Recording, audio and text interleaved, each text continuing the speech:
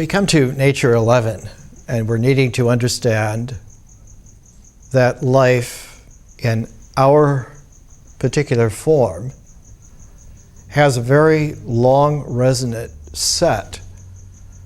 And in order for us to establish the nature of ourselves, we need to fill in all of the notes in the complete instrument that we are in order to understand our nature and to go from there.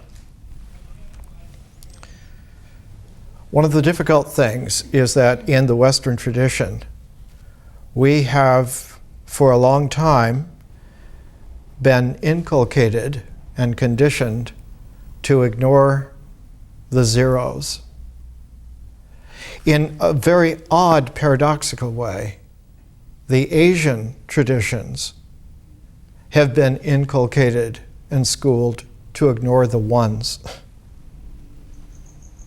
And in the early 21st century, we're beginning to understand that one of the necessities for survival for ourselves is that we need to have a planetary culture, which means essentially East and West, with all kinds of variations coming together.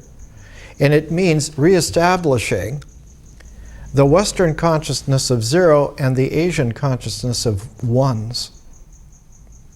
So a great deal of what I'm going to try to present today, initially, is how it was that the central synthesizing Asian tradition, the Chinese, misunderstood fundamentally in about 1,000 years ago, and how it's carried up till the present day, and has prejudiced them against having the development of what we in the West have understood as history and science. That the Asian tradition is tremendously developed in terms of art, but in terms of an art that features landscapes and hardly ever has nudes. Sometimes we'll have portraits, but the portraits will be of more a ritual, principled presentation. And that the reason for this will become clear, hopefully, as I can bring some materials out.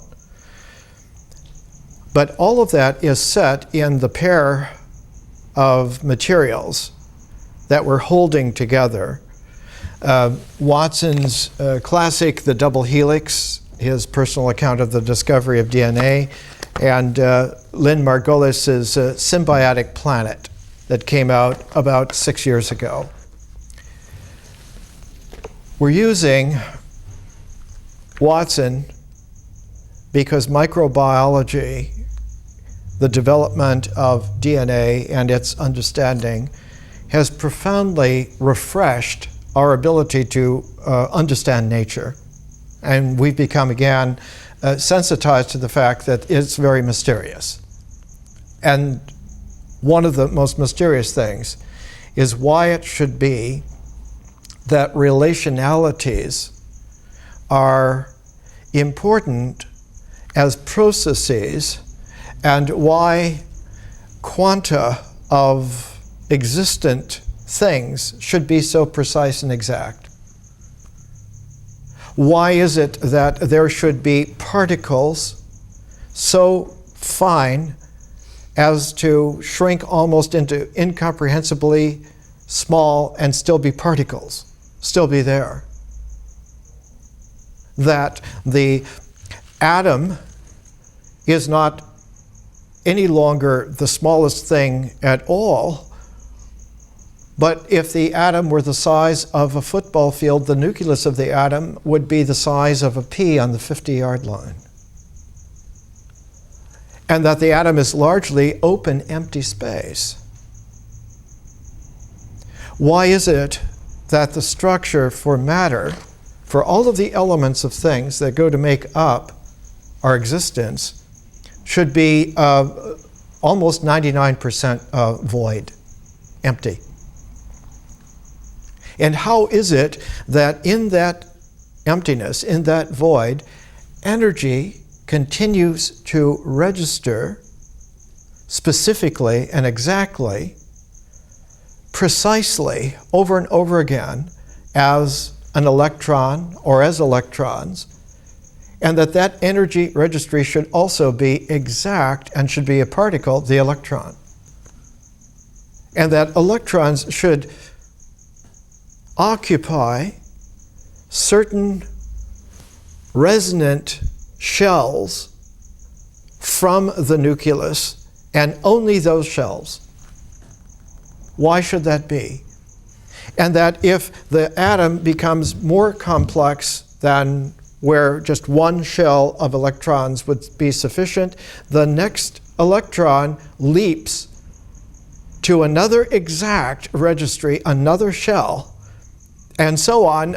And with the most complex materials like uranium, one should have precise registries of clouds of electrons only at those energies and no other, and that in between them should be a completely empty void.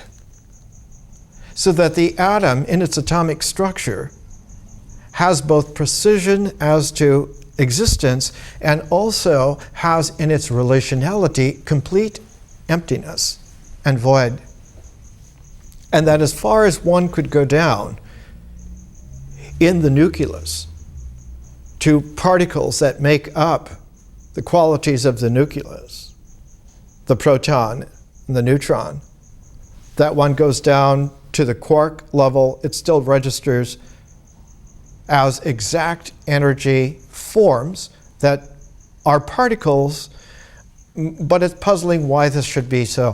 Why is nature, on one hand, specific to the nth degree of smallness or largeness, and at the same time favor emptiness as the medium of relationality? Why should this be? It's as if there are two supposedly incommensurate orders in nature that somehow not only come together, but they come together in a peculiar way. They exchange with each other. That though emptiness is empty, it has in its relational function a central focus that does not register as anything being there. And that what is there, the particles, the smallest or the largest particles that there are, have centers, and that those centers are open to exchanging with the centers of emptiness. How can this be? It's a great puzzle. One of the indications of this is that exchange of centers between the Sanskrit word for suchness or thusness was tathata, and the Sanskrit word for emptiness or void was shunyata. Why it should be that tathata and shunyata should be able to exchange centers seems to be the whole template upon which sex is developed and built. Now, one of our figures, Lynn Margulis, in her mid-60s now, was sexually precocious as a teenager in Chicago, got herself out of a private school to a public school so she had a better market for boys, then returned back to the University of Chicago as a brilliant 14-year-old university admission student. She passed all the exams, and as soon as she was there, she got a new boyfriend at the University of Chicago, Carl Sagan, who was only 19. And so all of a sudden, there was this precocity of two teenagers at the University of Chicago who turned out to be two of the greatest scientists of the 20th century, who had a torrential relationship. It was on again, off again, on again, several children, and finally Sagan went his own way and she went her own way after some long while. In her constant interest in life, in what was real about life, she always included sexuality. And while she did a couple of books by herself, here's one called Early Life, which was followed by a book called The Origins of Sex, and the co-author is Dorian Sagan, who's the eldest son of Carl Sagan and Lynn Margulis. So she wrote a book on the origins of sex with her oldest son. She has 3 sons and a daughter. They even went so far as to finally do a book called Mystery Dance on the evolution of human sexuality together. What was really extraordinary was that their third book on sex together, the mother and the oldest son, What is Sex?, came out in 1997 and was an extraordinary energy, presentation. And before the title page, you would have statements like this. Why do scientists ignore the basic arithmetic of life? In biology, 1 + 1 does not equal 2. Rather, 1 + 1 equals 1. As in 1 sperm plus 1 egg equals 1 fertilized egg. Is this why our efforts to predict sexual behavior with fancy computer models are all bound to fail? And part of the interest for us is that when 1 + 1 equals 1, as like in a fertilized egg, one has a tremendous mysteriousness, especially a mysteriousness for the Asians. It's as if they don't get this specifically, and it's a lack.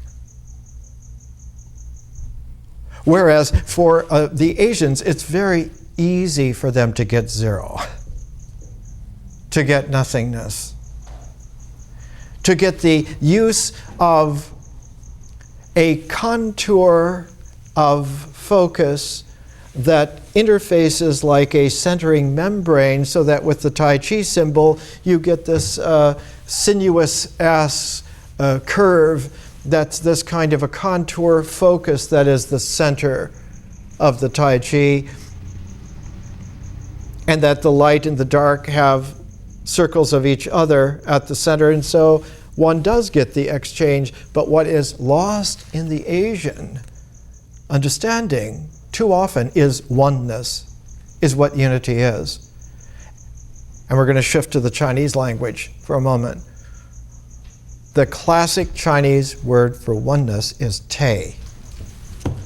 The classic Chinese word for complete openness is Tao. And the classic book that has for its title is the Tao Te Ching. And in a couple of weeks, we're going to use my translation of the Tao Te Ching to make an interface between our investigation about nature and the next phase, which is an investigation of ritual. And we'll see that ritual action is the first objectivity of existence in the universe. But that ritual activity, while it is objective, includes within itself not only things that are extant or existential, but it includes the invisible relationalities whose traction is over the openness, the emptiness, and not there as lines connecting dots. Whereas in the West, we are concerned with connecting the dots all the time. We don't like the idea of openness that doesn't register. We want to know what is the geometry that connects all these dots. And let's keep it simple. Where are the triangles? Where are the squares? Where are the circles? Where are the rectangles? Exactly how much is that point? Exactly how long is that line? Exactly what size is this circle? And so the West becomes masterful at specificity, but baffles itself because it doesn't understand the zeroness. And just in the same way, but in an opposite way, the Asian tradition does not understand unity, oneness. It doesn't understand thusness, but understands relationality in almost a mystical sort of a way. Central to this, for us, is the relationship that comes in our own time between the development of the structures of the double helix of DNA, of life, the understanding of sexuality now that is becoming deeper and much more real, that sexuality doesn't originate 6,000 years ago with the creation of Adam and Eve, that it goes back 3 billion years to bacteria on this planet. This planet in this star system is recent. There have been stars in business for 13 billion years. Our star is only a little over 4.5 billion years old. So there are stars 9 billion years older than ours, than our sun. One of the qualities that we talked about last week is how, in our time, the development of the understanding of DNA came into play in such a way that the I Ching was refreshed again as something of great scientific interest. Because the structure of the I Ching and the structure of DNA have a great similarity. In fact, there are books on I Ching and the genetic code, and there are a number of publications that have come out. One of the things that we need to understand, though, is that a great deal of this focus is like trying to look cross-eyed at something which needs to be seen peripherally. The I Ching, as it stands, we began our investigation of nature with the I Ching in Thoreau. And we saw that the I Ching goes back at least 5,000 years to its seed origins, and that in its seed origins, it was an ecology of nature in 8 images. And that those trigrams of the I Ching were images put into a symbolic form of the 2 different aspects that would interpenetrate and come together. That one aspect was something that registers, which is like symbolizing it as a line. A line, not that it's static and is that line, but a line that is of pure movement, pure momentum. It's that line. And in order for that line to be distinguished from no line whatsoever, a broken line is used so that the space of openness in the center is actually what counts. It would be far more intelligent to classic understanding of the Tao Te Ching to have, instead of just a little space in the broken line, to have almost all of it broken and have just 2 little nibs. Because it's the openness of zero that is being expressed symbolically, and it's the oneness of that unbroken line that's being expressed, and they're being expressed together.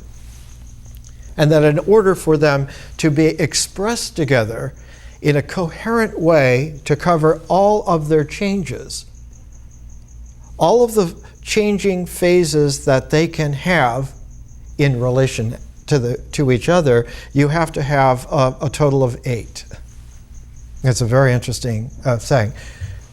And what becomes interesting about it is that the bait of the flaw is there already.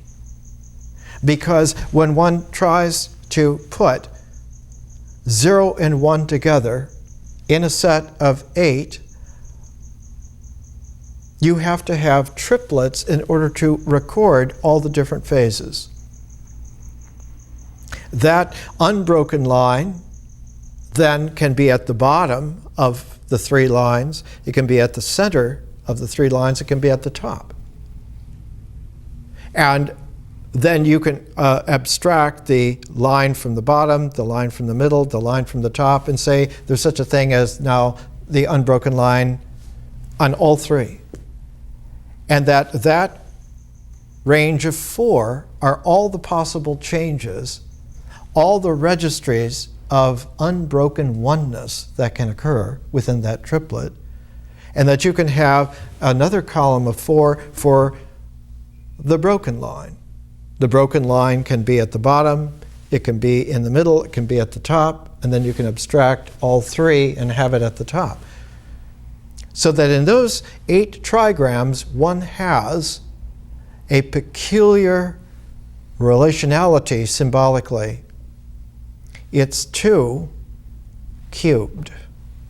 2 squared is 4, but 2 cubed is 8. And right away, the bait is on the hook for a major flaw. And the major flaw is held both east and west. It shows up in the east in a completely different way from the west. The flaw is this: when one starts to have number, it's impossible to not understand that number, as in numerology, the study of number, the use of numbers to make your diagrams, that numerology as a symbolic form is not mathematics as a symbolic form. It is a fatal flaw. It is extraordinarily simple to say. It is incredibly difficult to not only realize, but to keep the realization active so that you don't get trapped. And most of the history of this planet has been human populations on incredible scales for thousands of years, trapped in the flaws that come out of such a very simple mistake. And it's the mistake not of ignorance, of lack of smarts, it's the mistake of crossing one's eyes instead of looking to see the peripherals. One has to, you cannot look exactly at something this large or this small without exhausting yourself. But you can teach yourself how to look continuously without exhausting yourself by utilizing the whole peripheral field all the time and just occasionally coming into focus and just letting it not go out of focus, but in astronomy it's called averted vision. When people first learn to look at stars, that first visual astronomical quality first came into play in Central Asia about 2400 BC. And the first great sage of being able to look at the stars and to see in this kind of averted vision, peripheral, concentrated attention was named Zarathustra. And Zarathustra in Greek is pronounced Zoroaster, which means stargazer. It means the ability to not get tired of looking at the star or the stars because one is not looking at them all the time. One is learning to let one's peripheral vision include everything around that star, and after a while one gets to see that the stars make constellations. The stars make patterns. And so the night sky is not just a spangle of thousands of stars, but it has in its own nature constellations, and that those constellations have relationalities with each other, and that eventually the entire dome of heaven is not a patchwork of forms, but is a unity of a harmonic interplay of constellations of individual stars together. This is a very difficult thing to master, but once one does, one learns to see in that way, and all things then become available to be seen in that way. Then one looks at an individual human being, not to stare at them and just look at them, but one sees them and sees their relationality with other people around them, with all the other things that happen in one's life, and after a while, one sees that human being in great depth, in the resonance of their relationalities as well as who they are physiologically, who they are in their character, who they are in their mind, who they are in the conscious openness of their relationalities and their proportions. And that one can see human beings then, thousands and tens of thousands of human beings together, and one can see a population of people. And when one sees the constellations of the tribes or the clans or the populations of people, after a while, one gets to see the whole dome of the heaven in the human population, that mankind is a single family. The Greek word for that was the ecumene. And it wasn't seen as the ecumene until about 350 BC. In other words, it took almost 2,000 years between first seeing the stars of heaven as a single canopy to seeing mankind as a single canopy of life on the earth. It took 2,000 years for that to happen. From Zarathustra to Alexander the Great, it's about 2,000 years. What we're trying to understand is that the canopy of the heavens now are not just the 6,000 stars that are available to the naked eye. If you could stand everywhere on the planet and look at all the stars that visual acuity could see, you would never see more than, say, about 8,000 stars. The average is about 6,000 stars. One of the great astronomers of the middle of the 20th century, a Dutchman named Gerard Kuiper, had the sharpest vision of anyone in the 20th century. He could see stars down to an astronomical magnitude of 7.5, which is about 4 levels more faint than the average person. There are more than 8,000 stars within 100 light years of our sun. There are about 25,000 stars. And 100 light years is just dipping your toe in the surf, because the ocean is not only galactic, and our galaxy has about 2 trillion stars, but there are about 1 trillion galaxies. So there are stars like dust. There are more stars than there are sands on the Ganges. So that our scope of what is real, of what heavenly canopies really are, is expanded almost to an explosive level. And yet, what has happened in complement to that is that our view of ourselves has imploded almost to the same extent, so that there is a reigning sense of uncertainty on every single level and every single registry about ourselves. Nothing is certain. We're not even certain that uncertainty is certain. And so we get caught in this kind of implosion on ourselves and explosion outside of ourselves, and what comes out of that is the subconscious sense of insignificance. What in the hell do I matter on this scale here with this impossible condition? And so our learning here, our education, our cycle, is not just to refurbish something old, but to go back in a primordial way, just like wisdom always used to do and hasn't done for a long time, and bring back out of the original 1 and 0 the whole binary understanding that we really do matter, and specifically, and that our relationalities are extraordinarily unique and wonderful and are treasured because of that. And that we have an entirely new scale of life available for us.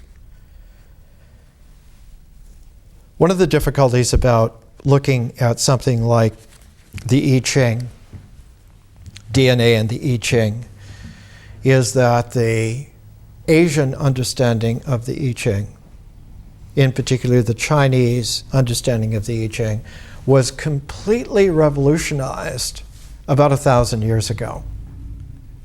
And the classic understandings of the Tao Te Ching, which had been compromised by about 350 BC, so that it was a subject of great humor by a Chinese thinker named Chuang-Tzu, who made fun of the yin-yang school that reduced Lao Tzu's Tao Te Ching to a look at yin-yang. And the diagrams and the numerology, symbolism that would come out of the yin-yang school. And Chuang-Tzu humorously in his writings made fun of them.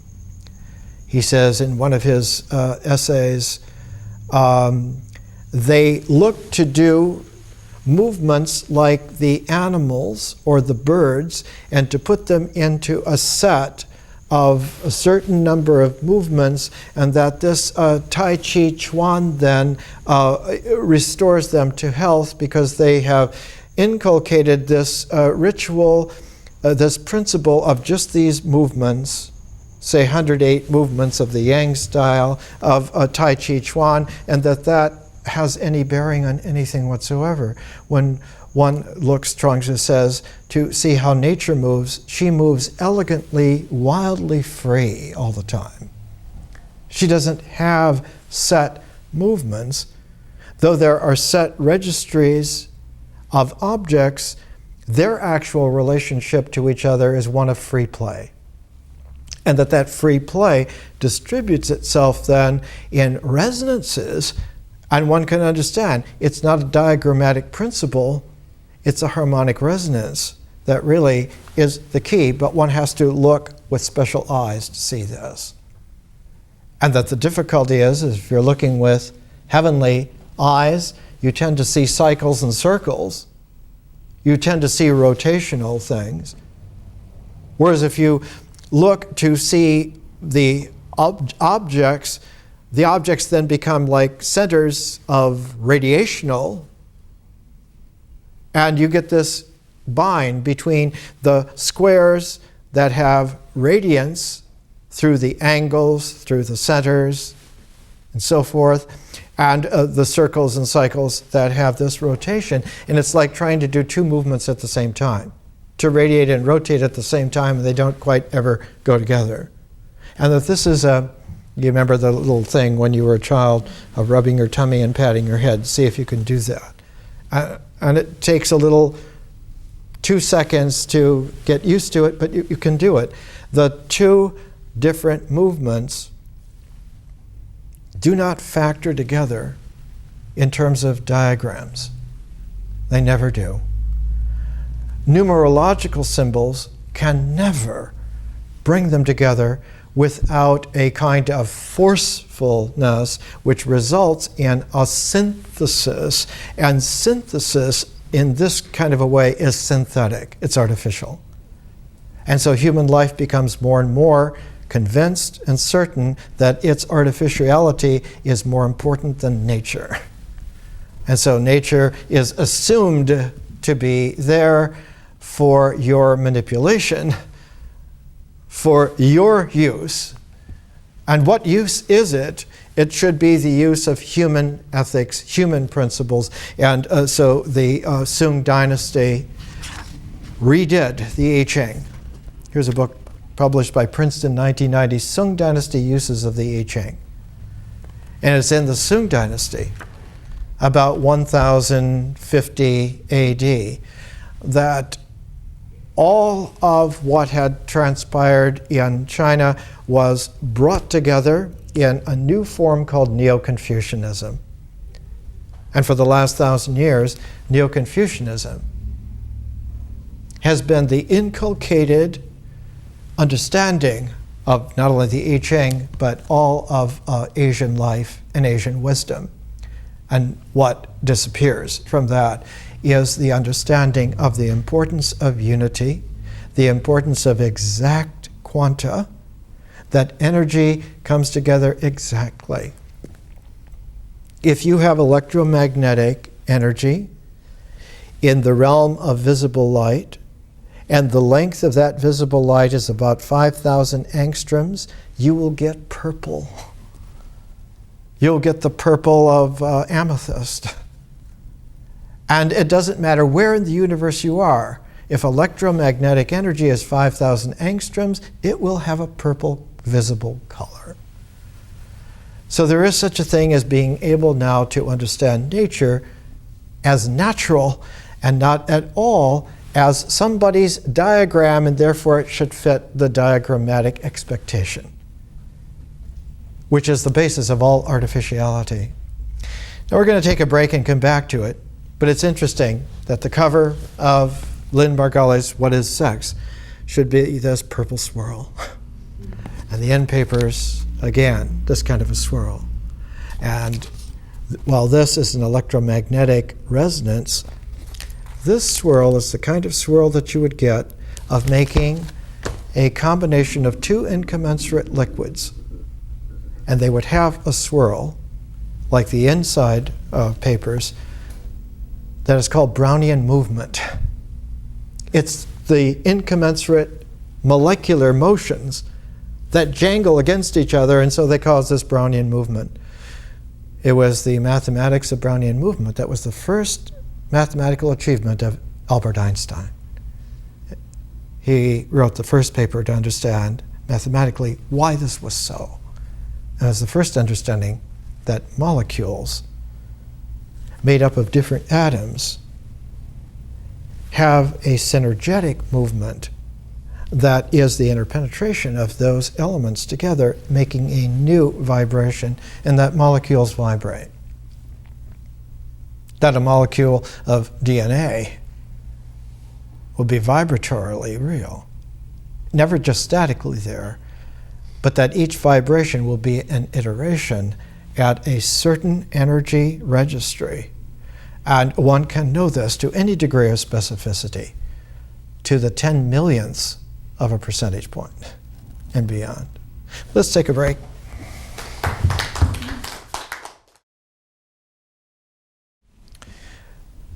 The language that I'm using and the style of delivery is very similar to the primordial night sky.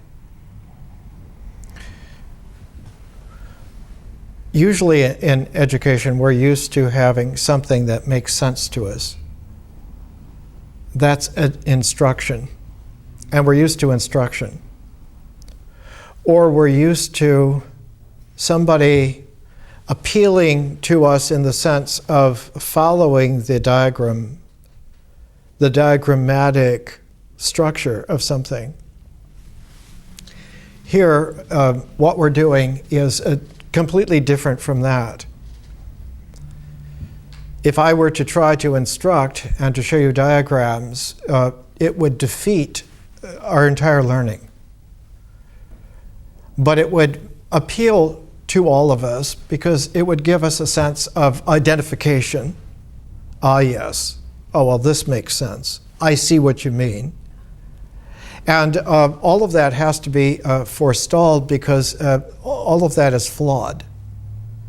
That entire procedure is flawed. And we can't make use of it anymore. It belongs to a past that is certainly dead. And all of the people who tried to live that way produced what we have now, which is an almost complete impasse. So one of the ways out of an impasse is to redo the situation so that the impasse doesn't occur in the first place.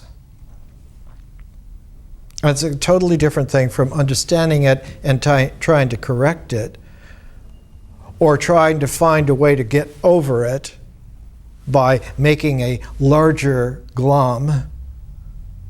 We used to call that in the 1960s the game of parentheses. No matter what kind of situation would happen, you could just add another parenthesis and just keep opening it up. And that eventually produces a kind of a silent limbo. No one ventures to say anything. And everyone is way too clever to let even the silence baffle them. And so they're all content to be dumb and numb. So this whole procedure has an alternation of 1 and 0. The 0 are the processes of relationality, and the 1s are the phases where we have objective forms. The next phase, ritual, is all about the objective forms of existence. And for us, personified by the mask.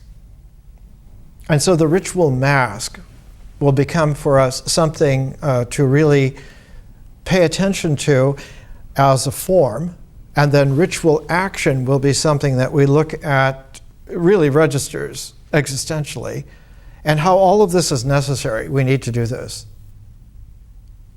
But at the same time, by alternating a phase of process like nature with a phase of form like ritual, prepares us when we come to myth, because myth is all about experience and images. It's all about feeling. It's all about the way in which language happens. And if we do nature and ritual as a set in tandem right, then experience and thought will be a lot easier for us to appreciate and understand. Then myth and symbol are available without the caveats of trying to be mental about it. Many people say, well, this is all these books. These books are the dots that we're learning not to connect in traditional ways. We're not using them as textbooks. We're using them like a juggler will use items to keep suspended, because we're learning how to learn. I used to use the phrase, prepare to be prepared. And so you can back up one step, but if you start backing up another step and another step, pretty soon you're just going backwards. So it's a matter of letting one counter slip back and become a 0 base, with the proviso that the very next step is a unity.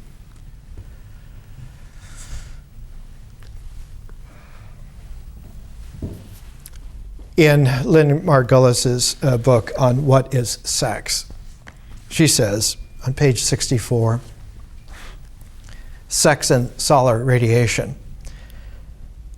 How did bacterial sex evolve some 3 billion years ago?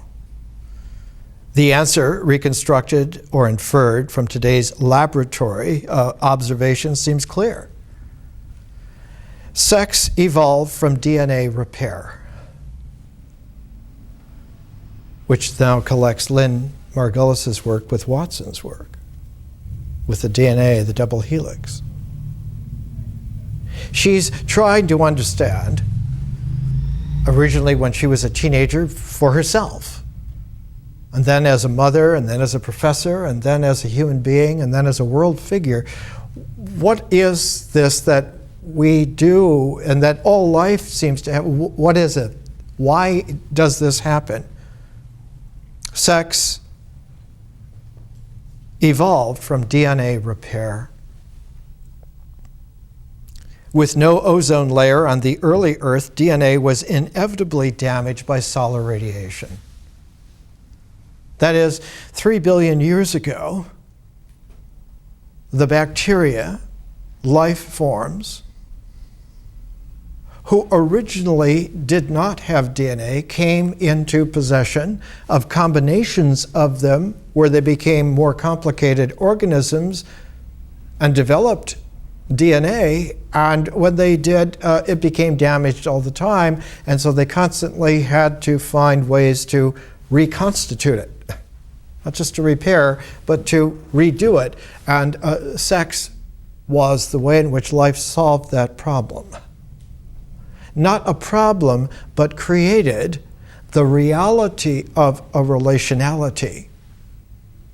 That relationalities, as in sexual, have a reality in nature, and that it is calibratable in existence, but it doesn't originate in existence. It originates in nature as a process of change. It is very, very difficult initially to understand that nature is not there. It's not there anywhere, but occurs constantly everywhere and is constantly in change.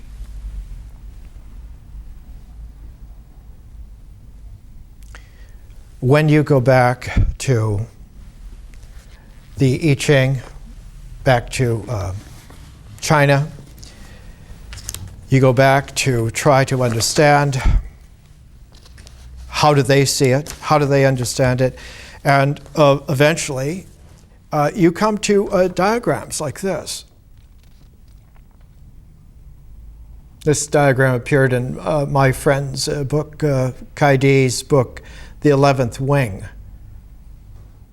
The first 10 commentaries on the I Ching were by Confucius, and they were called the 10 Wings because they were commentaries to give aid to understanding what it was all about. But this diagram is flawed. If you count the levels, there are 7 levels. It ends up with the 64 hexagrams. But it jumps immediately from the unformed to yin-yang. Lao Tzu's book is not called the Yin-Yang Ching. It's called the Tao Te Ching. So that what emerges from Tao is Te, and that yin and yang are complementary functions that have gone into a polarity, and that's why they register objectively, because they're polarized. If they were not polarized, they would remain in Te, and there would be no yin-yang, there would just be Te. So that there is a level, like on this diagram, where there would be a completely black, just to distinguish it, rectangle.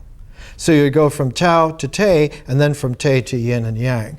And if you do that, if you have the counting of oneness, of unity, the unity of Te, then everything that happens becomes mathematical, whereas in this way it only becomes numerological, diagrammatic, and though it makes some kind of metaphysical sense, it's only a metaphysical sense in mentality. It doesn't have anything to do with reality at all. And so one is constantly looking cross-eyed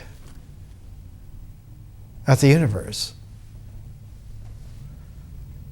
It is a very deep and difficult problem because this diagram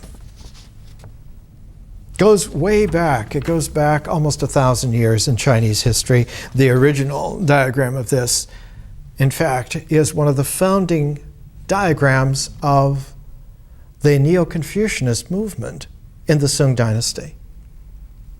But this diagram in the Sung dynasty came from this kind of a diagram early in the Sung dynasty, and this is the original misunderstanding.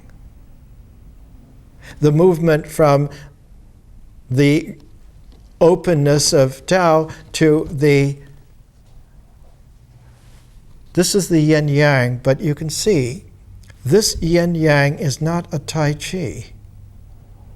It takes the light and the dark and mechanically distributes the light and dark.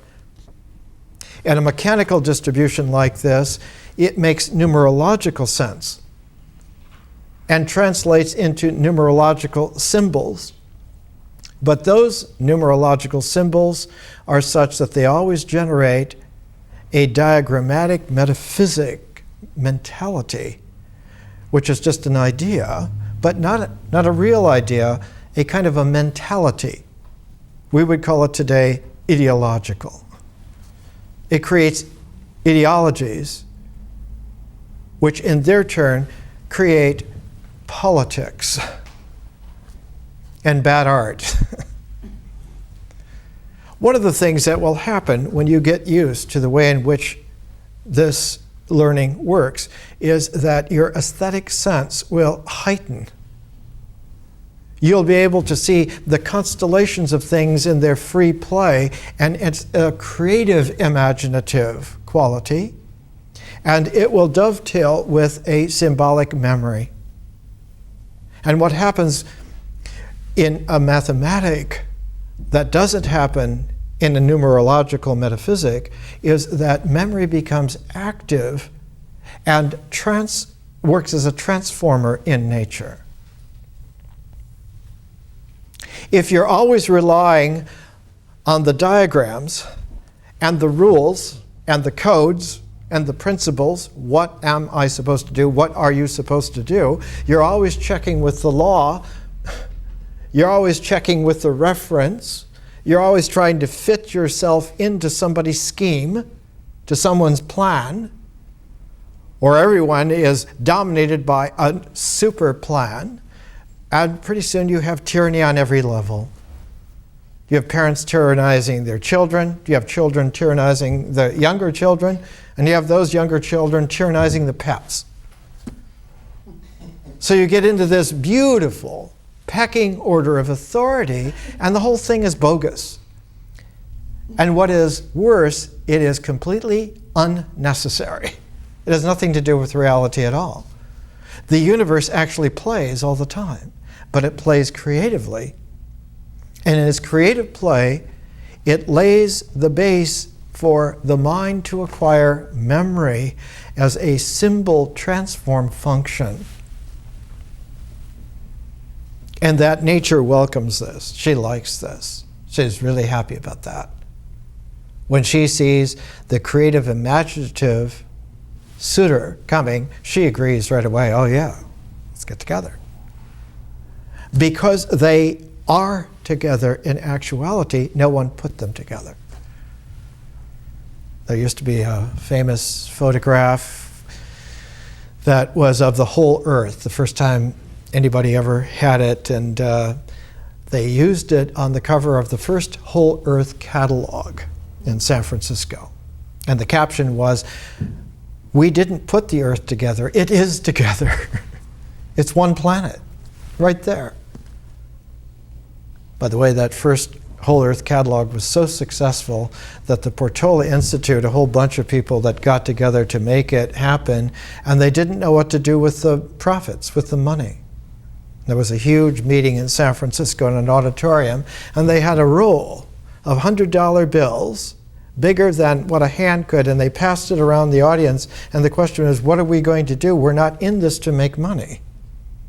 We're in this to be of service to alerting people that the planet is not put together politically, it is together naturally, and that we have to find a way to live with that reality.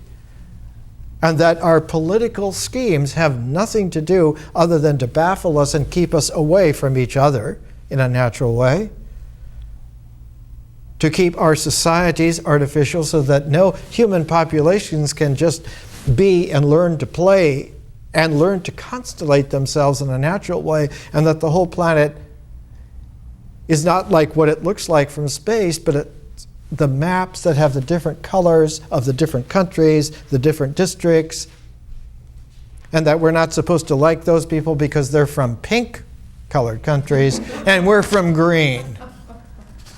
And they can go to hell before we will talk to them. That entire fractionated irreality is characteristic all the way through, and it comes from this. This diagram was drawn by a Neo-Confucian philosopher named Chun Yi, and he did it about 1073 AD. And from that point on, the whole Neo-Confucian ideology began to take shape, and the top intellectuals of the time fed into it, and by the time you got to a man named Zhu Xi in the modern pronunciation, and Zhu Xi lived from 1130 to 1200 AD, and he is the top Neo-Confucian. When you read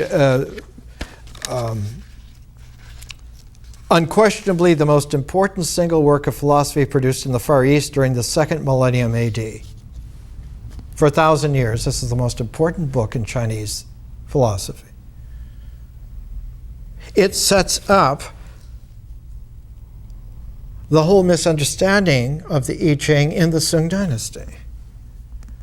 The whole reduction of Tao and Taoism, which was bad enough that it had become an ism, but now the Taoism had certain elements abstracted from it and in a pastiche, super pastiche, put together with Buddhism under the aegis of a refreshed, a Neo-Confucianism. And all of a sudden you had people who were living by a super pastiche synthesis, and they thought that this was the ideal. And what was worse, it was put into the political structure of China in the Sung dynasty, and made the Sung dynasty so brittle that within one generation of the death of Zhu Xi, the entire Sung dynasty fractured and fell apart. Not like a house of cards, but like a shattered windshield. Because the Mongols, the sons of Genghis Khan, saw that there was nothing there but a brittle, false structure. And so they took over China, and the Yuan dynasty, the Mongols, came in, preeminently with Kublai Khan. And they simply just took over China. Now the Mongols were just grass steppe horsemen the generation before.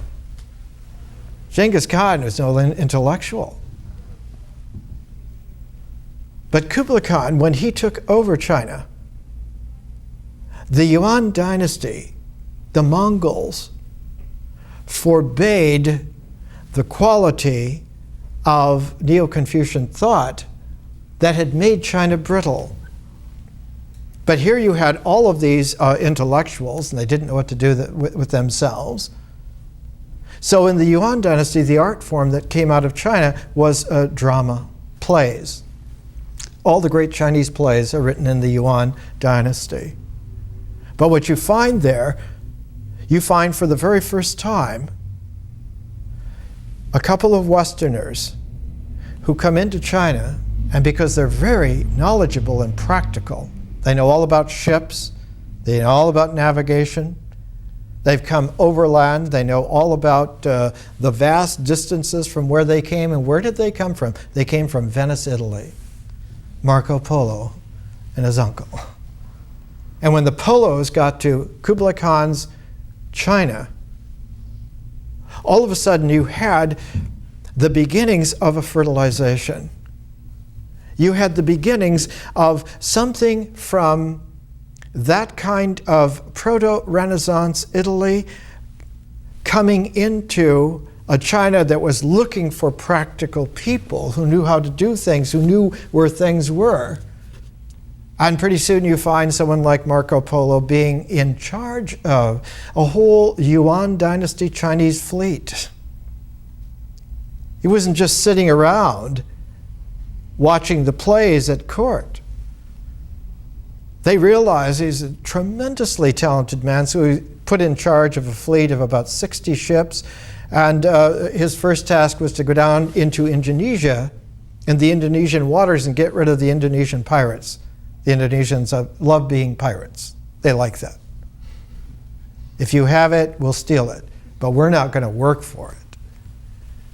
And so Marco Polo established the freedom of the South China Seas all the way through Indonesia and laid the base for the Chinese Navy to be built up. And around 1400, the Chinese had the largest navy in the world. And their trading routes went all the way to Africa. The xylophone got to Africa from Indonesia because the Chinese took it there. Not just one or two ships, not just like Columbus with 3 ships, or the Spanish conquistadores with 10 ships. The Chinese would go with fleets of 100 ships, maybe 10 or 15,000 people, and not only to Africa, but to America. Why do you think the Mayan Indians look Chinese? There was a Chinese stone anchor found in San Diego Bay about 115 years ago, and that stone anchor was made in China in the 4th century AD. They'd been going there for many, many hundreds of years. So the Chinese had this quality in the Yuan dynasty of ignoring the Sung Neo-Confucian intellectuals, but when the Yuan dynasty in its turn became weak, the Chinese came back with a vengeance. And after the Yuan dynasty, which was very short-lived, it didn't last very long, the next Chinese dynasty was called the Ming. And Ming in Chinese pronounced Ming, it means the glorious great. The Ming dynasty, we're back. We're back to stay. And we're going to redo Neo-Confucianism because that's our Chinese heritage. No more Mongols. No more Westerners coming in and taking part on the highest levels. The Ming is going to belong to Chinese for China, and everyone else is going to have to just be held at arm's length and obey our code. In the meantime, the Polos returned to Venice with all kinds of Chinese inventions. Pasta is a Chinese invention. Gunpowder. And they came back with a knowledge of the way in which Neo-Confucianism was wrong, was flawed, and with a whole new understanding that you have to balance the zeros and the ones. You have to balance the complete openness with the definiteness. And so you find, especially in the China, in Venice and just outside Venice, more on the outside of Venice because Venice was so commercial, so imperial. The Lions of St. Mark's in Venice meant that Venice rules the waves. They have the best shipping in the Western world.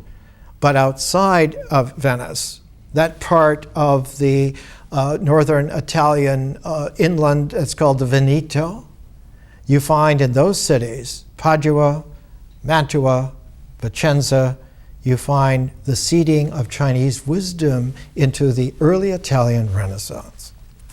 And it comes to a flowering and a fruition in the 15th century, in the 1400s, the late 1400s.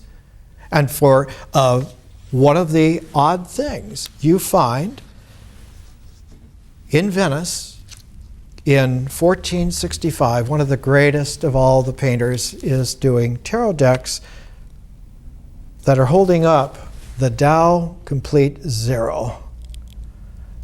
This Mantegna angel is holding up the Tao, and it is the primo mobile, the first reality, the first movement.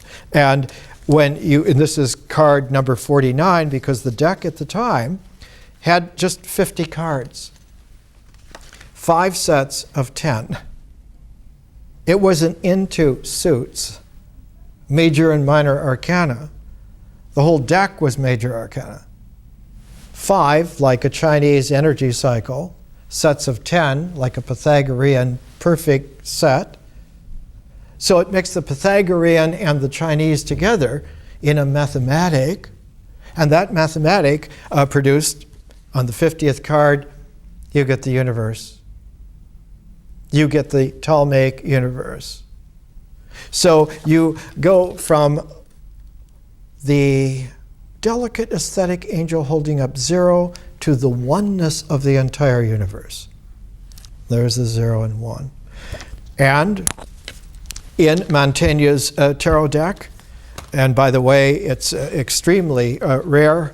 It was published in 1465 and reproduced. They made 500 sets in Italy in 1981. And at that time, I was teaching at the Philosophic Research Society, and through contacts, Manly Hall and I managed to get 10 of the 500 decks, and this is one of them. That's all that came to the Western world. When one looks at the order of the tarot deck, this particular card is in the order of the muses, the 9 muses. And when you look at the other cards, in the muses, you find the little Tao openness on 7 of the 9 muses. Now, what are these muses? These muses are the goddesses of conscious creative intuition. They're the goddesses, not like Athena and Hera, of human things. They're the goddesses, 9 of them as a set, of the creative conscious imagination that comes into play into human life and changes everything.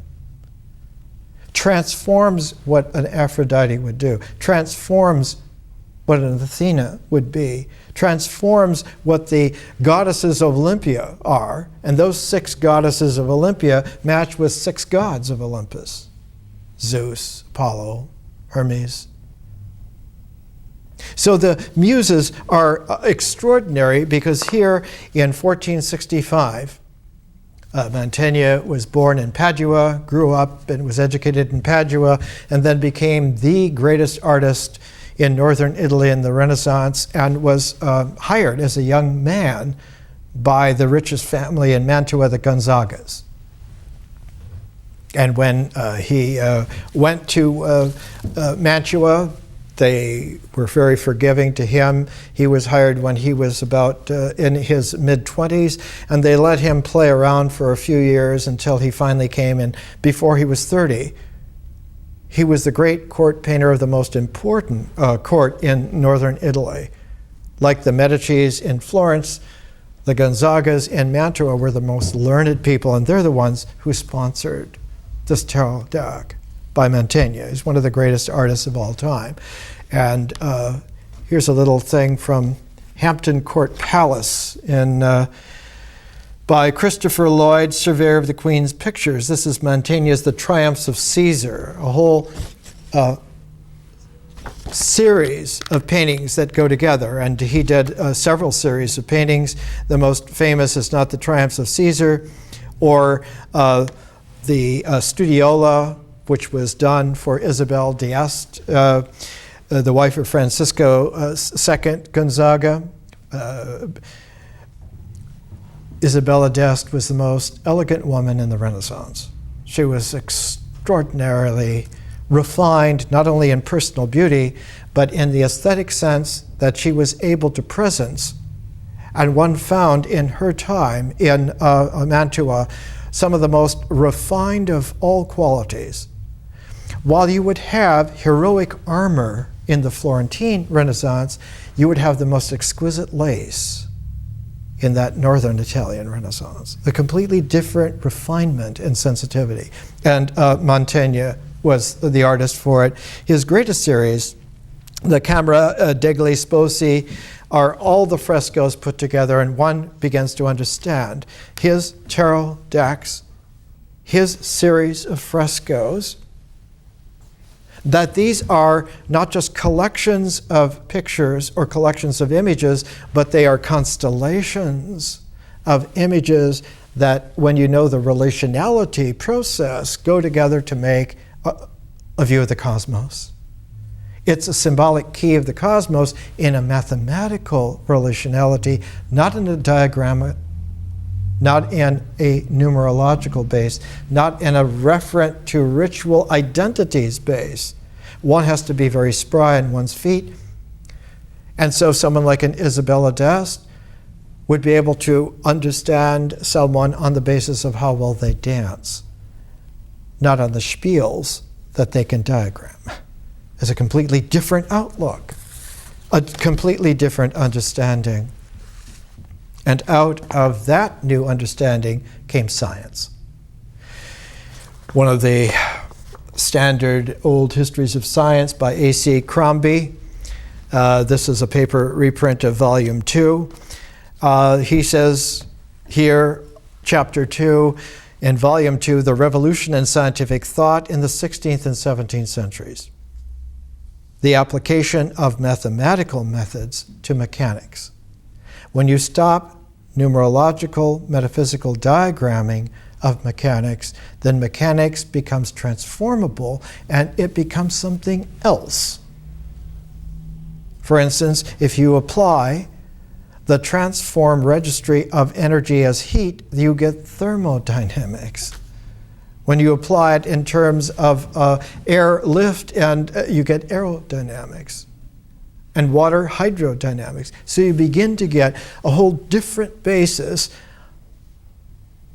on how process actually works in the universe and coordinates itself, because it's in the same set, with specificity of registry, of exactness, and the beginnings of science. He says, though, how the scientific revolution of the 16th and 17th centuries, that's the 1500s and the 1600s, came about is easier to understand than the reason why it should have taken place at all. And these are questions that people have asked, and it's almost incomprehensible. One can see what's happening, but what is why did it happen? Why would it have happened there and nowhere else, ever? He says, one outstanding fact about the scientific revolution is that its initial and, in a sense, most important stages were carried through before the inventions of the new measuring instruments. The telescope, the microscope, the thermometer, the accurate clock, which were later to become indispensable for getting the accurate and satisfactory answers. In its initial stages, in fact, the scientific revolution came about rather by a systematic change in intellectual outlook, in the type of question asked, rather than an increase in the technical equipment. Why such a revolution in methods of thought should have taken place is obscure. It was not simply a continuation of the increasing attention to observation and to the experimental and mathematical methods that had been going on since the 13th century, because the change took on an altogether new speed and a quality that made it dominant in European thinking. It is not an adequate explanation to say that the new approach was simply the result of the work done on inductive logic and mathematical philosophy by the scholastic philosophers. It cannot be attributed simply to the effect of renewed interest in some unknown Greek manuscripts, because it happened before the instruments were made. In fact, the instruments were made because it came out of, it emerged from, not just a new way of thought, but a new way of being with nature.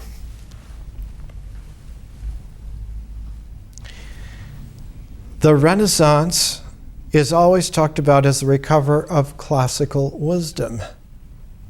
But it's not just classical wisdom. It's about the recovery of an averted vision, very large, expansive, 0 and 1 set of approach to participating with nature naturally. And if anything, Most of the Renaissance was trying to corral people so that they would not just be free and go off. And you find the characteristic political treatise of the Renaissance, Machiavelli, the prince. How to keep control of people, how to keep control of things. You funnel them into factions, and you keep the factions fighting each other, and then you keep the economic base so that they depend upon you. And while they're bickering all the time, and they need to come to you for bank loans, then you're really in control, and nobody even considers that they could be real outside of the individuality which you say that they are. But the fact is that human beings are not individuals statically. We're enormously vibrant, emergent realities, and we have all kinds of aspects. And when we get each other in the sense of presence, and that turns out to be a very lovely thing, because we get that we really vibe together. We're not just put together, we might belong together. We might be able to live together. We might be able to have love. And so this whole quality becomes a battleground at the time. And in the early 1500s, it was reduced to two split factions. One faction was headed by a man named Trithemius and his magical theology, and he went into the whole thing of secret codes. Secret numerological diagrammatic codes, and this ends up eventually being the search for secret angelic writings, the writings of Enoch, in the time of John Dee and Shakespeare, that there must be secret codes someplace. The other figure was Solomon Trismeson, and his Splendor Solis is a whole series of illustrations like Mantegna's tarot deck, like all of the ancient pictorial things, and he specialized in the alchemical process of transformation. The figure who received both these men's teachings was one man who was split between the two of them, and his name was Paracelsus. Trismeson was his instructor in the scientific, accurate things of working with the laboratory and working with real processes, real elements, and Trismeson trying to tell him that there are secret codes that one has to get to underneath things, and these formed a crunch, and Paracelsus was caught in the middle of these completely two different methods. There's much more, and we'll get to it next week.